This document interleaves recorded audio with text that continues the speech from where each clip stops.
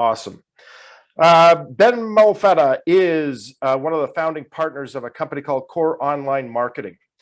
Full disclosure here, folks, we have been working at the Benefits Trust with Coors Online Marketing for what, 10 years now, Ben? 8 years, 10? Yeah, I think it's been 10, Rob. Yeah, I think it's been 10 years. And I got to tell you, you know what?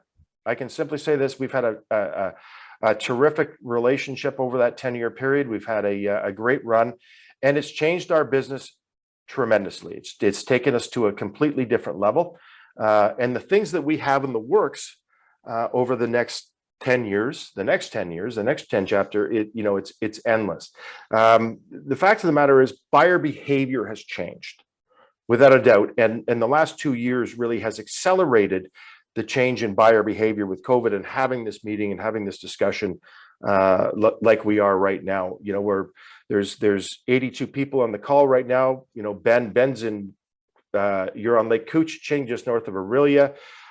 I'm in British Columbia right now, so it's amazing. We're all over the country, and other people I know have logged in from the United States and so on. So buyer behavior has changed. The way we interact has changed. So that's what we want to talk about today. We want to talk about how we can take advantage of social media and how that works for your benefit practice, and how you can improve your benefit practice by using some of these tools. Again, the goal for today is not about being the smartest person in the room. It's about being in a room where everybody gets smarter. And if you get one good idea from today or two good ideas from today, I think today's been wildly successful. A little bit more about Ben. You can read his bio online, certainly, CoorsOnlineMarketing.com. But Ben is 61 years old, and as I mentioned, we've been working together for 10 years. He's a hockey guy. He plays hockey 3 or 4 times a week. But Ben, thank goodness, is living somewhat in a rural neighborhood in just north of Orillia, because Ben is actually at 61 years old learning how to play the drums. So if we have some time left, Ben's going to do a little set for us, right? That's right. Absolutely. But thank goodness he's not living in Oakville like he used to, because his neighbors would be upset. So anyways, it's not about me talking today. It's about Ben. We want to talk about online marketing and how we can improve your benefits practice by using some of these tools. So Ben, over to you. So first of all, everybody, let's welcome Ben. Let's give him a big shout out. Ben, over to you. Thank you, and I hope everybody likes Led Zeppelin, because when I do my little drum demo, it'll probably be Led Zeppelin. But anyways, let me share my screen here. And as Rob said, I'll just take 15 or perhaps 20 minutes walking you through a presentation, and then we'll open it up for Q&A, and we can take the Q&A absolutely wherever you want it to go. So Rob, you can see that, correct? Yep. Yeah, we're good. Okay. Let me just see. I just need to expand these slides. You know what? You might want to put it in the presentation mode.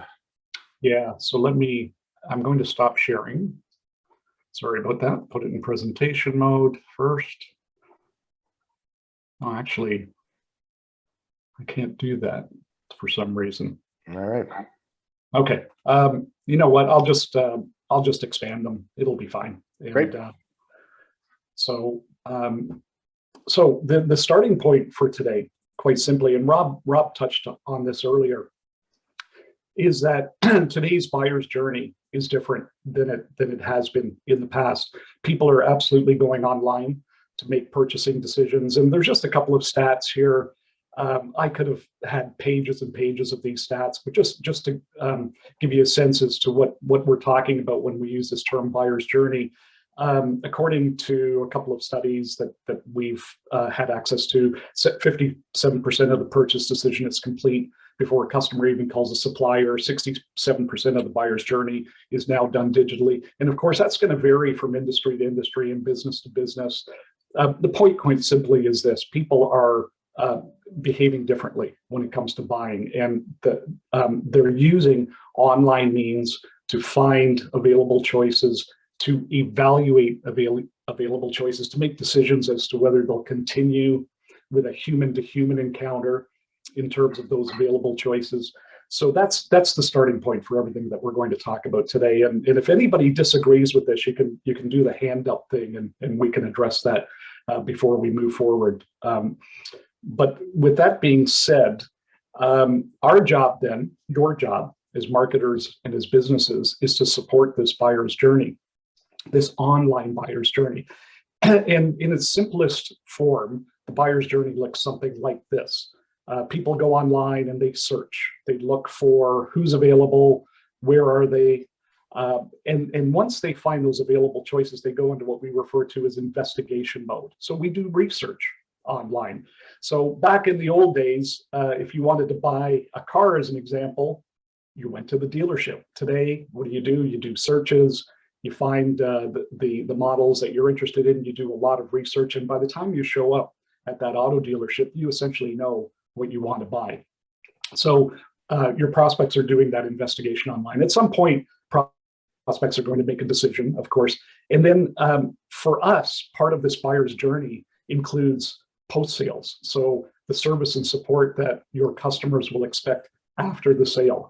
And oftentimes that piece is neglected when we think about business development, but it is a very important part of the business development process, because we can drive incremental revenue and opportunities through those post-sales activities. So our job as businesses and as marketers is, number one, to make sure that we're being found when people are looking online. We have to be in that frame of reference somehow, somewhere. But further to that, we have to provide that educational content and nurture those prospects through that decision making, because that's their expectation. They're expecting to find that content online. And so we need to provide that content for them when they're doing that research. We also need to convert. Obviously, we need to move prospects from I'm interested to, in your case, having that human to human encounter. And then, as I mentioned, the post-sales piece is critically important in all of this, and we need to consider that. Now, a lot of businesses, in particular small and mid-sized businesses, don't do a great job post-sales because we don't have a lot of extra people kicking around that we can use to do follow-ups, to continue to engage after the sale. But with online means, online mechanisms, we can do that. We can do that very effectively. In fact, that's what we're doing at this precise moment now. We're using online means for Rob to continue to engage with all of you and to continue to create value after you've become part of the Benefits Trust Network.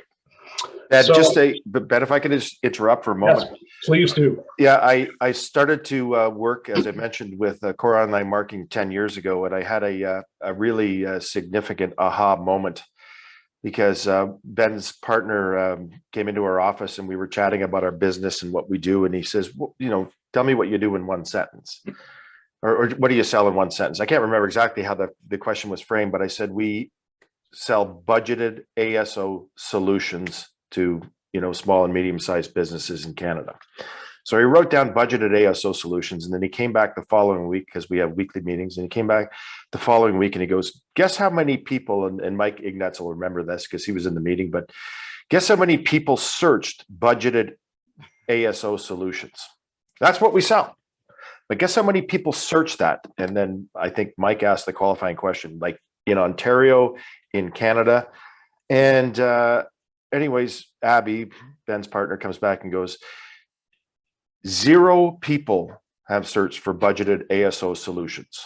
0 people in the world.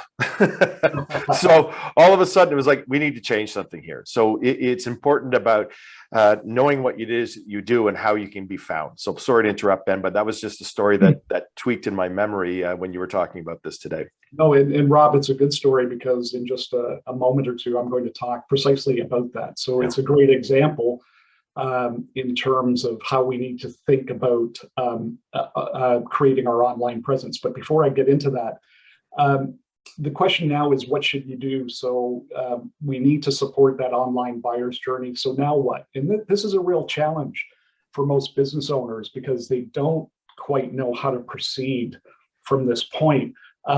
There are many, many things that you can be doing online. In fact, if we talked about those things, we would be spending the next 8 to 10 hours talking about the possibilities. Not too many years ago, I taught a course at Sheridan College in their postgraduate marketing program, and it was a 13-week course, and it was just about online marketing. So you can imagine where we could take this conversation today.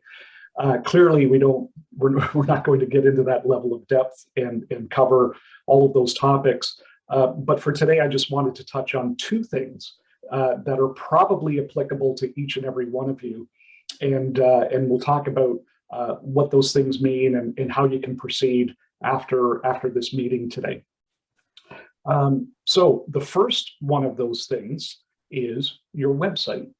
And this, the story that Rob just related definitely applies to the website, and I'll explain how in just a moment. But Forrester Research did a study. They evaluated 60 business-to-business websites across 12 industries, and they found that almost all of them scored poorly. So when they evaluated these sites based on whatever criteria they used, they scored poorly.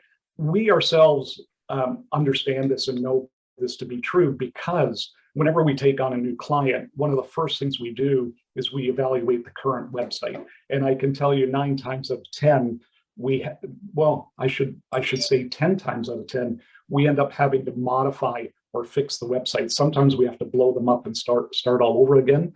And other times we just need to reorient them. So why do all these sites score poorly? Why is it Coors' experience that with every new client we bring on board that we have to work on the website? Well, the problem quite simply is this, or there are a few problems. Number one, most businesses, and Rob's example is perfect to underscore this. Most businesses take what we refer to as an inside out approach versus an outside in approach. So inside out versus outside in when developing their websites. So Rob, what was the term, Rob? Budgeted ASO solutions. Right. So that's what Rob and his team know. And they just assumed 10 years ago that everybody understood what that meant. And the fact of the matter is nobody did, because nobody was doing searches on that particular term. So problem number one is this whole notion of we're going to tell them what we want them to hear about us, and we're going to use our buzz terms and our industry speak, versus looking at the situation from their perspective, through their eyes, and developing our websites accordingly. So what ends up happening is there's too much focus on their story, meaning the businesses, rather than the informational needs of the prospects. Because remember, most prospects are not educated about what you do with respect to making a decision. You do this work day in and day out. It's intuitive to you. Prospects don't think about what you do all day, every day. And so consequently, their education level with respect to making a decision is not even remotely close to where your education level is in terms of this topic. So we need to reconcile that. That's critically important. And then, so what ends up happening is that the content that ends up on websites is vague, it's filled with platitudes, it fails to engage the prospect, and most importantly, it fails to compel them to take a next step in the decision-making process. So they come to websites, they don't find what they're looking for, they hit the back button and they go somewhere else. So it's a missed opportunity. And so it's something that we really do need to address. And clearly today I'm generalizing, because some of you might have websites that are off the charts good, and some of you might have websites that need a lot of work. But in general terms, we really need to think about the information that we're imparting on our website through the eyes of that prospect. And in so doing, we're going to build that credibility and that trust that we need to build early on in that buyer's journey in order for those prospects to take that next step. And in your case, that next step is typically going to be a human-to-human encounter where you engage with them and understand their needs and help them in working through that decision making. One of the things, Ben, that we discussed last week was, in one of these sessions was, are you what was it? Hold on a second. Are you a product expert or are you a problem expert? And what you're saying here, it's understanding what the client's problems are via, they're searching when people search, they search to solve a problem, right? So absolutely, Robin. And so you need to think about where they are in terms of their decision making. As I mentioned earlier, they're not going to be as educated as you are in terms of their decision making. They're really when they go into that investigation phase, which is typically when they're going to land on your website, they're really looking for what we refer to as that decision facilitating information. And that decision facilitating information isn't about, I'm the best ever invented. They're not interested in that. What they're interested in is, do you understand them? Do you understand where they are? in this decision-making process? And do you understand what information they're looking for to make it? Search to solve a problem. Correct. So what do we do? What do we do about this? Number one, first and foremost, and this is just good old marketing 101, understand your typical prospect's hot buttons. So what is it that is really going to drive that decision making vis-a-vis what you do? What are their informational needs? What are their expectations in terms of when they land on your website, in terms of that information? How well educated are they about making a decision? Does your content have to be at a grade 1 level or at a PhD level? That's important, because if they're not very well educated and you're speaking at a PhD level, you're going to have a disconnect or a mismatch. So the first thing you have to do is really understand them and understand when they land on your website, where are they very precisely in terms of their decision making and what are their expectations. And one of the things that's happened in particular over the last couple of years because of COVID is that most prospects have become much more sophisticated in terms of their online capabilities, and their expectation levels have increased. So whereas you could, in the past, you could get away with an okay website, that doesn't cut it anymore, because people are now expecting that when they do this research and they land on a website, that the information they're looking for at precisely that moment in time is going to be available to them. So number one, understand them. Secondly, evaluate your content and calls to action based on that analysis. Are those things hitting the mark? Is the content in line with what they need and expect? And are the calls to action on your website designed to compel them to put their hands up, to basically say, you're helping me through this process. I'm now going to let you know who I am so we can continue this dialogue.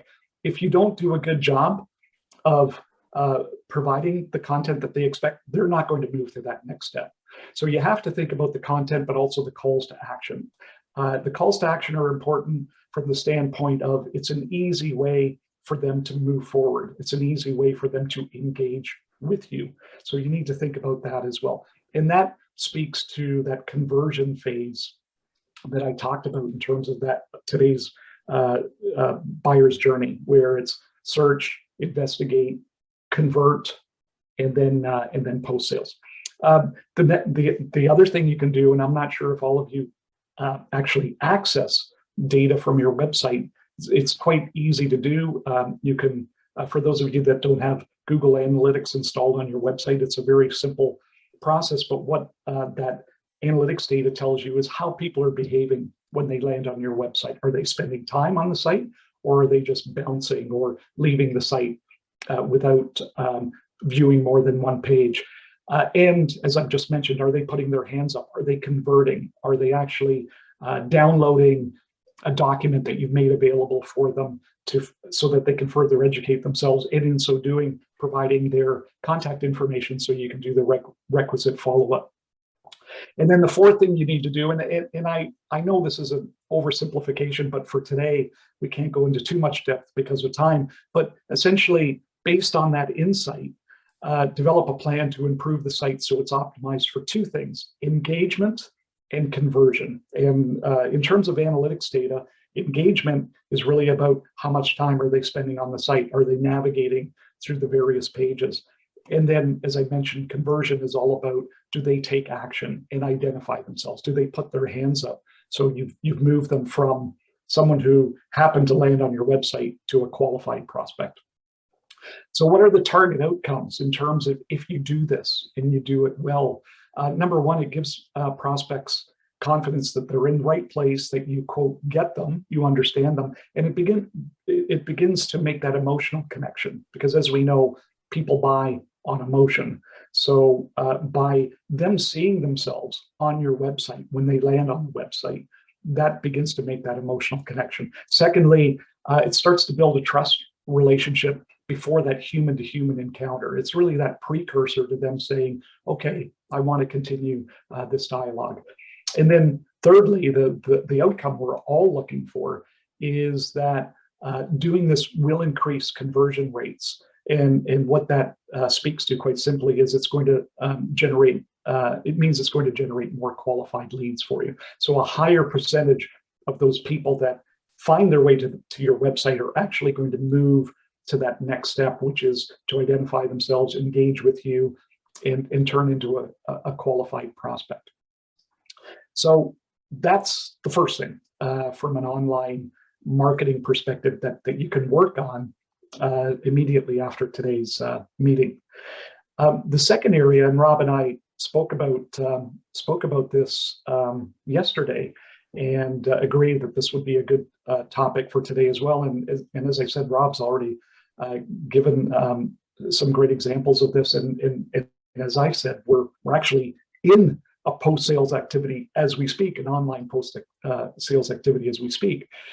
But the second thing that we can do online is continue to create value after the sale. So in that post-sales phase, do a better job of continuing to communicate, but it's got to be value-based. It can't just be drivel. You can't just send stuff out for the sake of being visible.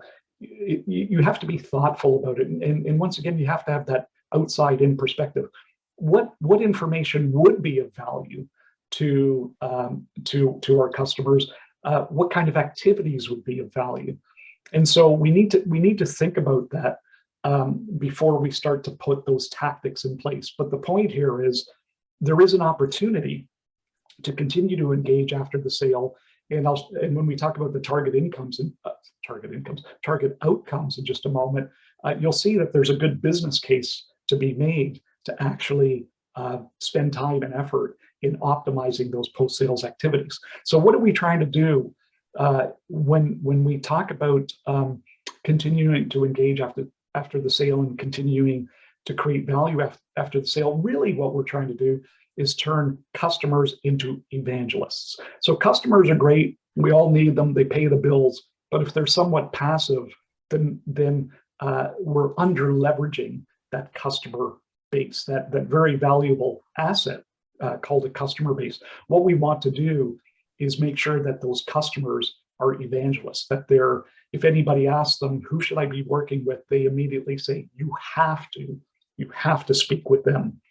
And so it's a significant difference, because evangelists will actually talk about your business in an unsolicited way.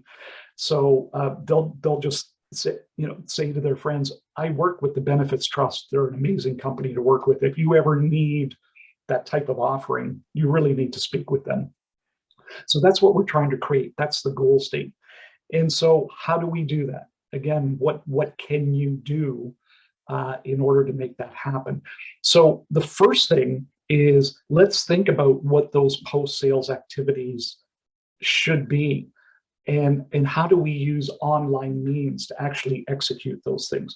Because again, trying to do this human to human is very difficult, because there just aren't enough hours in the day. But if we put the right mechanisms in place so that this can be done in a systemized and consistent way, then we're onto something. So what can you do? Well, the first thing you can do is thank them for their business. How often have we done business with a company and we don't hear from them after the sale? It's kind of one and done.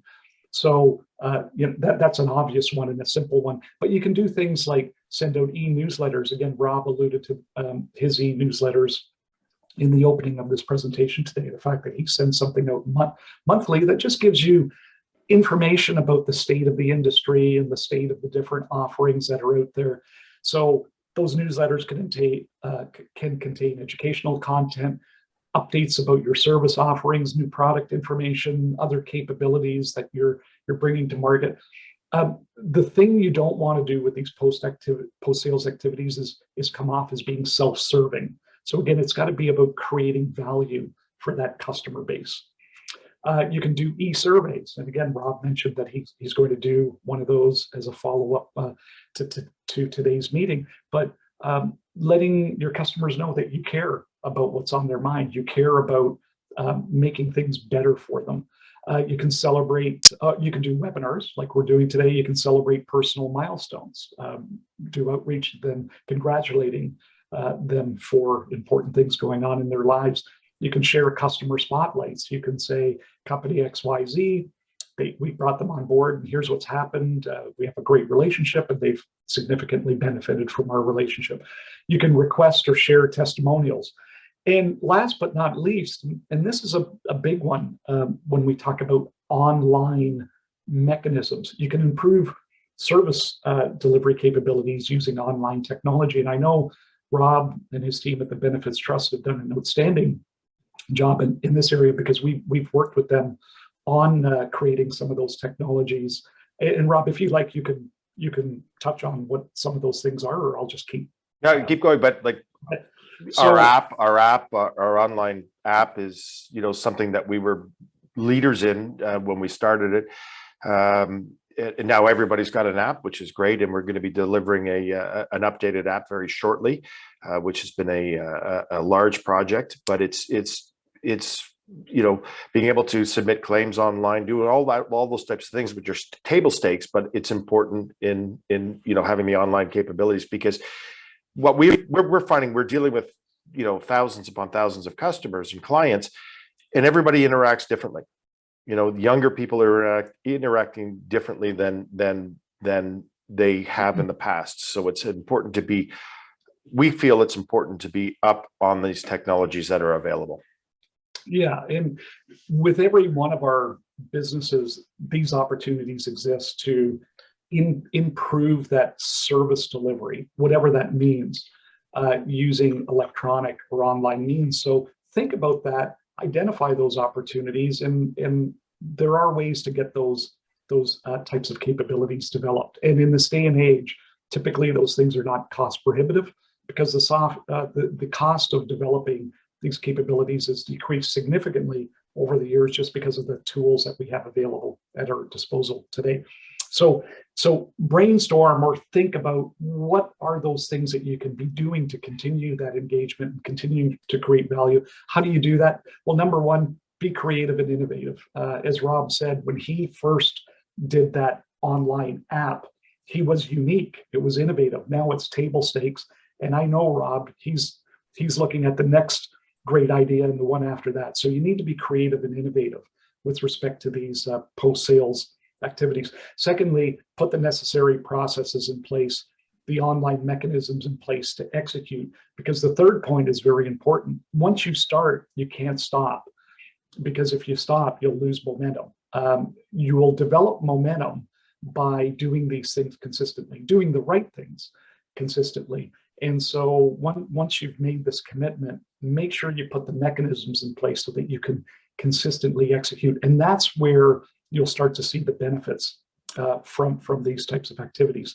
So what are those targeted outcomes in terms of engaging in a smart way, in a consistent way post-sales? Number one, it confirms for your customer that they've made a good decision, and it builds confidence and trust. None of us want to make poor buying decisions. We don't want to suffer from buyer's remorse. So immediately after that quote sale, it's important that it's acknowledged and that you start to, and that you continue to build on that value-based relationship. Secondly, it lets them know that you quote care, which is really important, obviously, solidifies you as a subject matter expert, keeps you top of mind. So if you want to create evangelists, you have to stay top of mind. Out of sight, out of mind. So by continuing to engage, you'll be top of mind. And then it gives you an opportunity to cross-sell and ask for referrals. So there is, as I mentioned with the website discussion, there is a business case to be made for doing this and doing it well and doing it consistently. And so, yes. If I could just interrupt for 1 second, Dave Patriarch, you use a lot of these tools for your CGIB organization, and it's hey, you're communicating, what is it, at least once a month, isn't it? Yeah, I mean, we got newsletters every 2 weeks. We got stuff on Slack every day, every minute. There's lots of stuff going all the time, and then pushing all that stuff out to LinkedIn so the rest of the world knows and stuff too. Yeah. Right, and so that is it for my presentation today. I'll just summarize before we go into Q&A by saying that I recognize that these things are simple in terms of these concepts, but they're not necessarily easy. There's work that you have to do. There's probably some investment that needs to be made. But as we mentioned at the very beginning of this presentation, buyers are definitely behaving differently. Their expectations have changed. Your online presence is going to make a difference. And these online tools, they're powerful communications tools. They really do allow you to, in a consistent way, continue to engage after the sale. These things are not cost prohibitive or out of reach for any of you. So it's just a matter of thinking through what are the right activities, how do I execute them consistently, and then continuing to be creative and innovative to think of more and more of these activities as you go forward. So Rob, that's it for the quote formal part of the presentation. And now we can. Awesome. Can you stop sharing your screen for a moment so we can see everybody a little bit better and more people, which is awesome. Now, who here has examples, or who here, has questions or thoughts or ideas, or how you've used online marketing, or how you would like to engage in online marketing? I know Nick, I was talking to Nick a couple of weeks ago, but he's using some online tools which are fabulous for booking meetings. Like, it's just fantastic for booking meetings. But anybody have any other examples they want to share with us, or questions they've got for Ben? Or looks like Richard's got his hand up. Yeah, my son has an online, and we got a call the other day from someone looking for insurance, and he asked a few questions. And the guy said, well, I never thought about those. He came in with his policy. My son sold him a much better policy with more coverage for less money, because he decided to take the time to ask the questions that needed to be asked properly, not just, okay, here's a quote, goodbye. Yeah, and that's precisely the type of thinking you have to have when you evaluate your website. So what are those questions that you should be asking those prospects? Those are the types of things you can include in your content on the website. Just things like, where are you at this point in time? Or for that matter, the call to action can be a quick questionnaire that allows them to sort of self-assess. And once you have that information, you can engage in that kind of dialogue. And so it's a great example of how thinking from an outside-in perspective, you make that connection and you create that value and end up having a success. And also putting on the website the awards that the agency has won helps too. It creates a better feeling for the client. Yep. Yeah. And can you talk a bit more about search engine optimization? I'm not sure if I'm using the terms correctly. I just know what it means. Yeah, you could share that. Yeah. So search engine optimization, I'm sure all of you have at least heard that term by now. Quite simply, it's about making sure that when people do searches that are relevant to what you do, that you're showing up in positions that matter. And those positions that matter are page one of those search results, and more specifically, the top half of those page one search results. If people do searches for what you do, and your result is showing up on page 2 or 3 or 4 or 5, you're essentially invisible as far as search is concerned, because people rarely go beyond page 1. Search is a topic that we could spend many hours on. There are a lot of moving parts to it, but in a nutshell, what Google, because Google is the king, what Google is looking for, what those algorithms are looking for very specifically is, are you providing content that is going to best satisfy what that search intent is? The algorithms have become so sophisticated, they've collected so much data over the years that when you do a search, the algorithm actually knows your intent. They know precisely what you're looking for. They then go through all of that data that they've captured from websites to match up who best satisfies, from a content perspective, that search intent.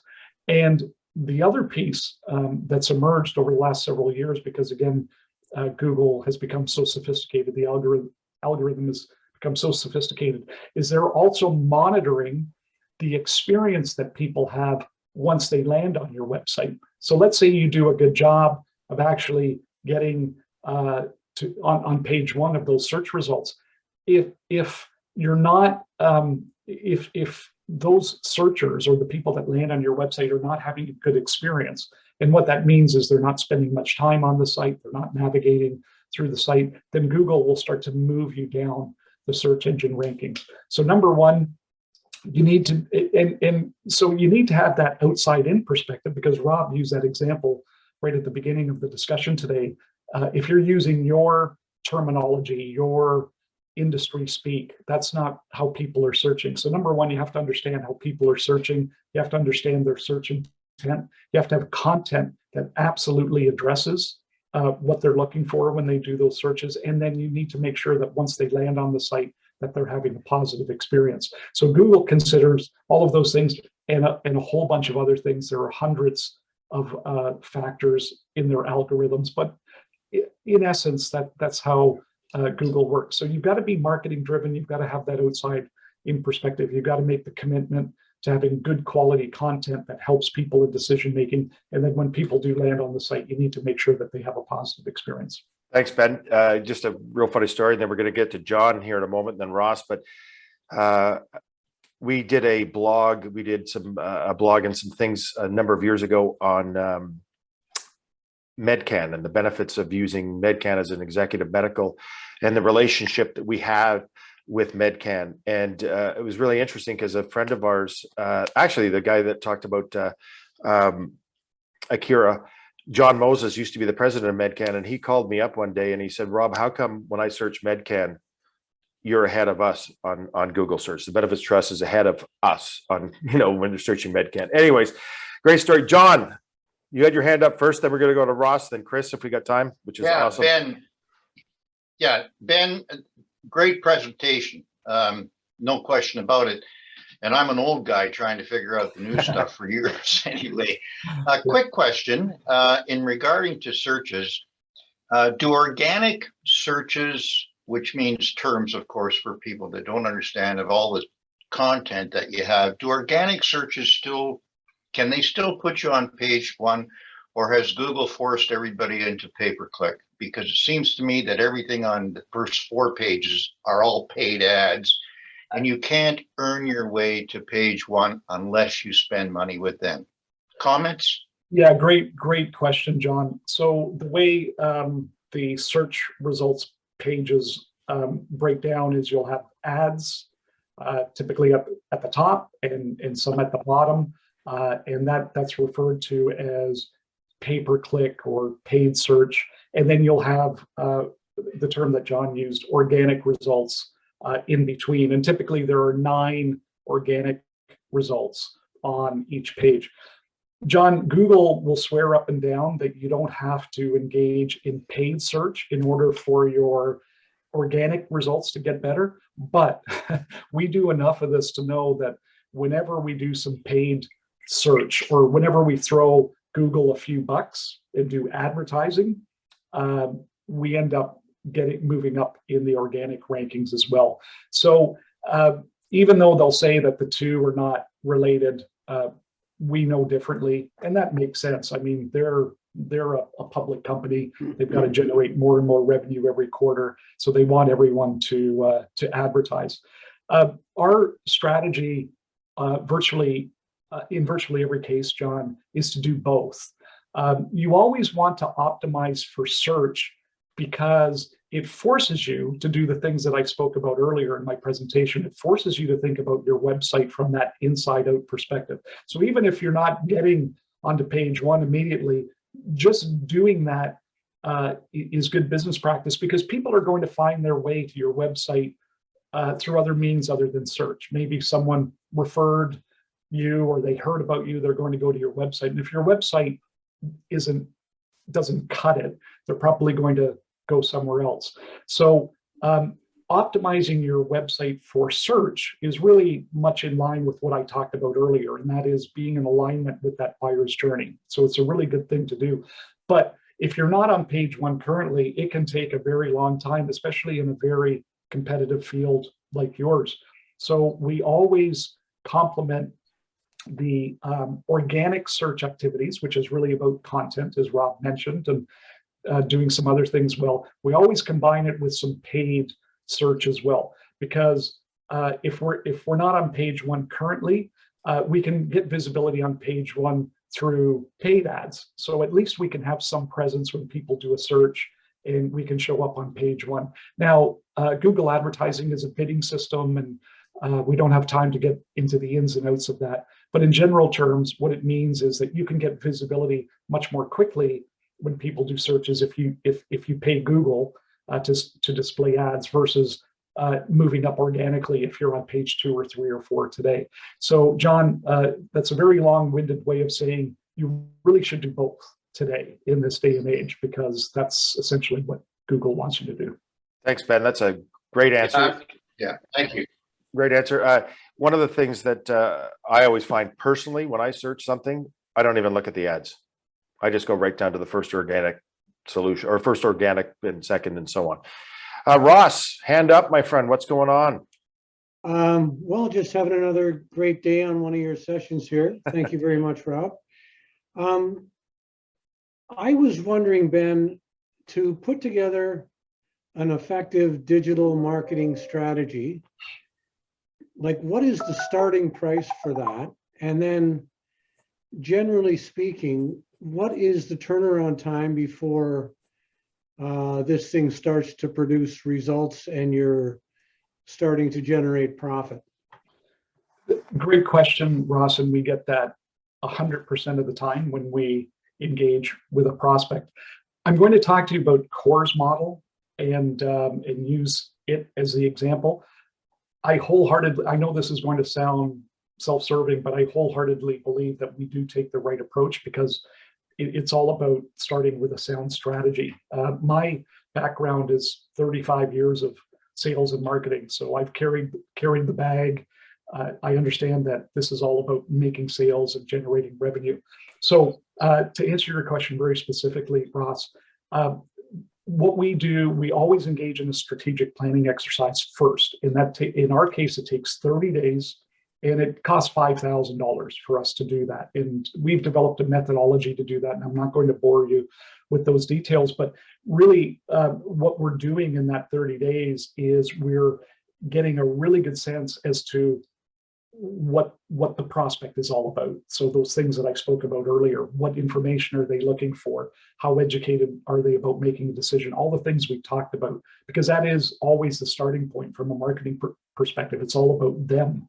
So we do that prospect analysis, and then based on that, and we do a competitive scan, and we look at what the client is doing currently in terms of their online activities. We critique the website, and based on that insight, we develop a series of recommendations that are specific to that particular business, because it's not a one size fits all with online marketing. There are hundreds of things you can be doing, but you really want to focus on those things that matter in your particular situation.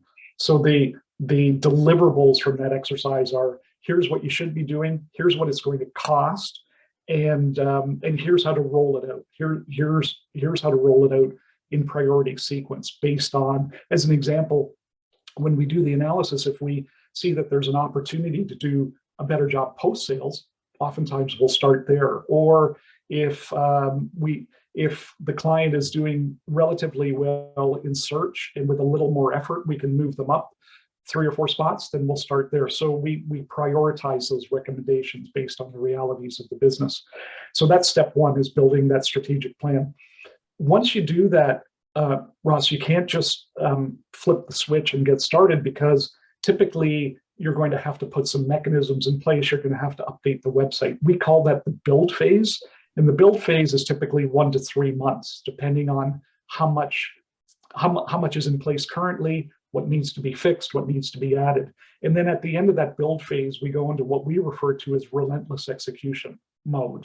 And that's where you're going to make money in the strategy portion and in the build portion. Those are just things you have to do. Those are the investments you have to make to be able to execute relentlessly. And so the relentless execution means you're constantly working on optimizing for search. You might be doing advertising, social. There's usually a social marketing component, and that's probably an email marketing component, executing webinars, all the things that are appropriate and beneficial to the business. In terms of when to expect results, Ross, the stock answer I give, because there's no way to predict this, is that in year one, we absolutely want to break even, at least. That's a minimum, because year one is really what I refer to as an investment year. It's strategizing, putting the mechanisms in place, relentlessly executing, and then a critical part of all this is analyzing the data. The nice thing about online marketing, as I said, I've been a marketer for many years, is that you have data available at your fingertips. The data is readily available. If you're doing Google Ads, you have that data available immediately. There are software programs that we use that tell us exactly how we're ranking for every keyword. When we engage in social marketing, we know how much engagement there is on a post or on a tweet. So part of that relentless execution is to monitor what's happening. As I said, the data is readily available. And so what ends up happening as the course of the year progresses is, as you're executing and seeing what's happening, you're making those course corrections and adjustments. And it's once you start doing that you start to see better results, and you start to build the momentum that all of us want to build. And that's when you'll start to see the return on investment, Ross. So sometimes we can get a positive ROI more quickly. Sometimes it takes more than a year. If the sales cycles, we have some clients that have sales cycles that are 12 and 18 months, it's going to take a little longer. But in general terms, my stock answer is the goal should be to break even in year one. If we can do better, fantastic. We're all happy with that. But there has to be an expectation that this is a journey, that it's not about quick hits, because you want something sustainable. You want to be able to build over time and make these activities and mechanisms a critical part of your business development activities that drive sustainable results over time. So think in terms of 12 months, Ross, in terms of getting to that break even, and then beyond that, you absolutely should see a positive ROI. The way that's a great answer, Ben. Thank you. The way I look at it is, it's an investment in your practice. Right. And it's got to become part of your practice. It's not saying, hey, I want one of these blue ones. It's, my practice is going to include social media. My practice is going to include an online presence, and it's making that commitment. And that commitment has to be, in my opinion, has to be made. You're not finished. One of the notes I've got here for my wrap up, if you would, is you're never done. You're never done. Like, it's not, I'm going to buy one of these and then I'm checking it off the list. Your website is a living, breathing tool. Your online marketing presence is a living, breathing tool. So it's never done. Chris Gorey, can you jump in here for a second? You had some comments that you wanted to make, because I know you are very active in this world, and maybe you could add some value. Chris? I was just going to kind of mention a couple of things that Ben touched on. I think one of the biggest things is Google Analytics. The most important thing, and something that Ben touched on as well, is sustain. You've got to keep going at this every month. I've been going at this with a monthly blog post for probably 5 years, 6 years now. And I'm like, for example, I'm looking at my Google Analytics report from March the 1st, and I can see that for all of February, I had 445 hits. I had 340 hits on one blog post. And so I know that one blog post is generating a lot of topics, generating a lot of search on Google. And so future blog posts are going to tie into that one. It's going to be on a similar topic on an annual basis. And to be honest, it was my top blog posts were, one was about the top 20 benefits providers in Canada based from the data from Benefits Canada, and another one was on telemedicine. So Google Analytics is of utmost importance. And the other point I was going to make was that if for anyone who uses a CRM, you're probably using MailChimp or something of the sort for your quarterly or monthly newsletters. One of the great things you can do is you can sign up for a service called Zapier, Z-A-P-I-E-R. And what that will do is that will actually sync your leads in your CRM with your MailChimp. So you don't have to say, oh, geez, I added a new client into my CRM. I now have to add them into MailChimp. This does it, and it's like $10 a month. And it does a whole slew of other things beyond that. But that's the key thing that I use it for. And it's money well spent every month. But the thing is, it's got to be sustained. You've got to do this every month. I'm doing a blog post every month and a quarterly newsletter. And But last Chris, month, you I had, six you had prospects 300, reached out. yeah, you had 340 people look at you in a positive light. 445 on the site, Yep. 340 on the blog post about Canada's top 20 benefits providers. And this is just for the month of February. Yeah. 62 for telemedicine and 49 for plan administrator liability coverage. Yeah. So we've had consistent monthly blogs for hundreds of months now, and they're all on our website. So they're all searchable, if you would, through. Thank you very much, Chris, through optimization and so on. But the biggest blog, incidentally, the most opens we had was we did a blog on medical cannabis and how it can be covered under a benefit plan. Greg, Jack, you had a comment to me. Maybe you could expand on that if you'd like to share. If not, we can go to Dave. But Greg, where are you, Greg? I'm looking for you on my screen. Greg, you can unmute yourself if you can. While you're doing that, Rob, I absolutely echo what Chris was just saying.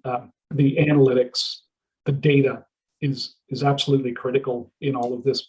You don't have to fly blind in this day and age, which is, from a marketer's perspective, is a very positive thing. And the data is readily available. And Chris mentioned some tools that allow you to connect the dots, which is really what he was referring to, and that's important as well. Understanding that entire buyer's journey from start to finish is really helpful as well. Dave, you had your hand up. Yeah, I was just going to say, I think that one of the most important things is continuing what you're doing. And like Rob said, it's not one and done. And I mean, I look on my website and I got 20 years of back newsletters and stuff. And I quite often will, during workshops and stuff, show people other advisors' websites. And, they were doing them every week, then once a month, and then once a quarter. And the last one they did was 7 years ago. Like it looks terrible to show that, but it just shows the kind of the lack of investment or continuity. And I think that's a huge part of just kind of reminding people. And I remember I had an uncle in the automotive business, and he said, all the ads on TV are not trying to sell GM cars. They do that, but they're also trying to reinforce your purchase, remind people that you're dealing with a company that's still out there and still producing cars and stuff.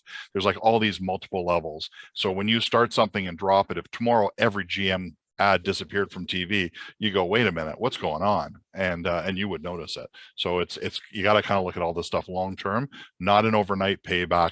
It's a long-term investment in your company.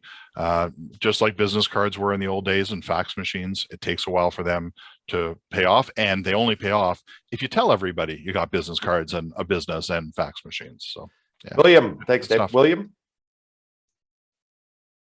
I'm just wondering, like, with blog posts and things like that, should we be using a service kind of like Tumblr or WordPress or something like that and just having it tied into the website, or are you doing it directly on the website? Ben, we've got a few moments left. If you could maybe comment on that, that would be terrific. Yeah, ideally with blogs, William, they should be right on the website or the pages within the website. So under that same domain, and WordPress, which really started as a blogging platform, is now a powerful web development platform. So if you're using WordPress, you can incorporate those blogs right into the website. Well, this has been a fantastic presentation today.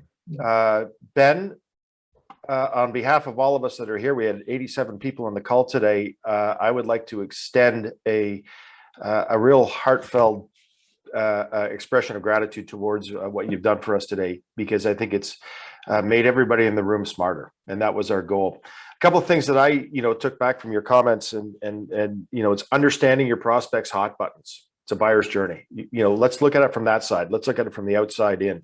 What are people searching for? And think back to the last time you purchased something.